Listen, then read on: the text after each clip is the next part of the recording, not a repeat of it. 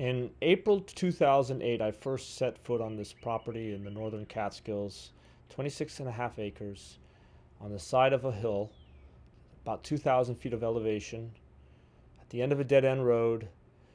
The steep driveway went down into a land that just sloped in fields and new forests. In certain areas, it was flattened out slightly and it pooled up. I couldn't see another house anywhere nearby. I have always had a desire to camp and set up a spot, and this was perfect for also as well for ceremony. I set up a sweat lodge on the property, a teepee ceremony in 2010, and the preparation in 2009 was scraping the teepee poles and building a shed to house the skin, the canvas, as well as the sweat lodge blankets.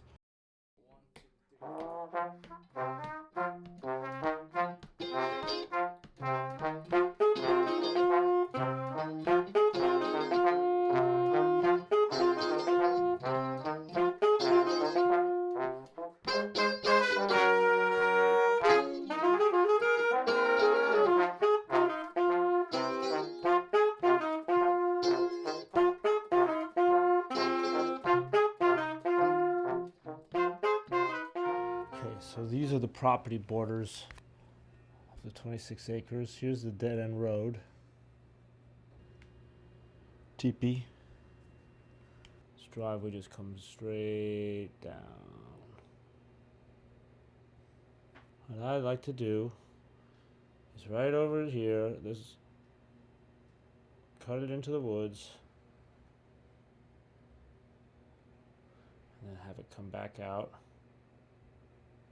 rejoin here. Have a switchback right here, put a retaining wall,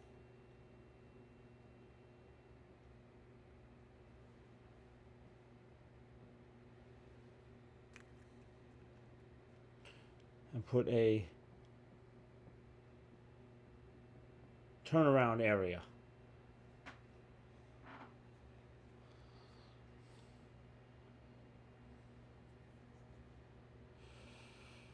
So there's places to park. Now all this runoff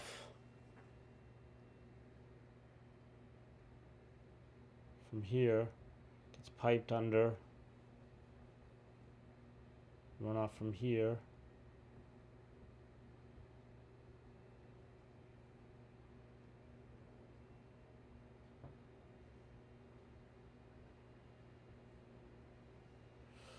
make this whole area here a little gray water catch, some trees.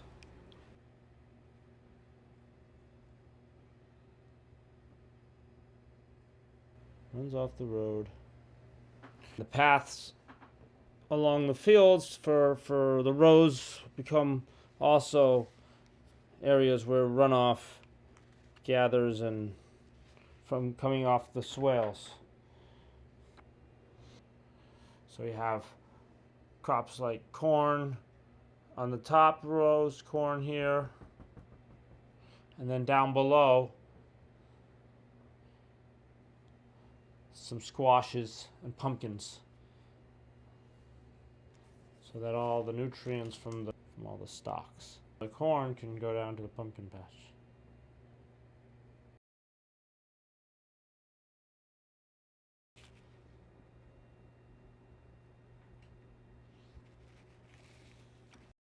So the idea that I want to put an underground house like this. Looking above, you got drainage, you got a terrace. The kitchen starts here. So this is the herb garden, north facing.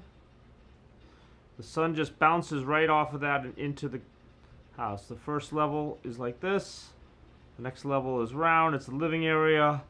And off of that, you got bathroom. So you take the water in from up the hill, You have a central heating, wood stove for the living area. These are steps going down. You have maybe a dormer with a view here, but everything has to be about runoff, where the roof just flows into the hillside. This underground house is terraces with slightly slanting downhill. This is the uphill. This is like the herb garden right by the kitchen. Kitchen is down here at below grade. Start the structure, so you have that whole terrace area to deal with runoff before the house begins over here. Now you could extend the roof to make it a greenhouse. This is a temporary shelter. You probably want that open in the summer. Southern, the light is coming from the south, bounces right off into here, reflective light. So now the roof line's coming along here, and then you drop it down. A clear story. So you get more sun just basking into that kitchen. And then down below, so the living area is down here, and there's going to be a wood burning stove right here.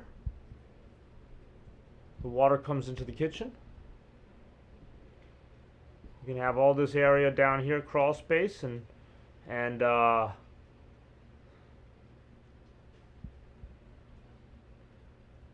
somehow you work with an area here where the heat from the wood stove can heat the hot water for the bathroom, which can be just off to the side. The earth is here. The earth is here. This here being the underground house with the runoff into swales on contour. Here, a pond leading into the other runoff from the underground house into swales, filling the major pond, filling this upper pond, feeding the water supply for the underground house.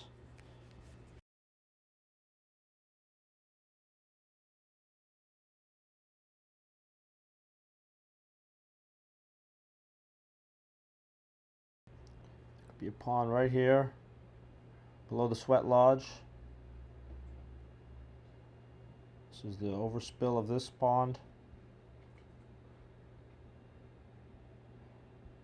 There's others. Swales here.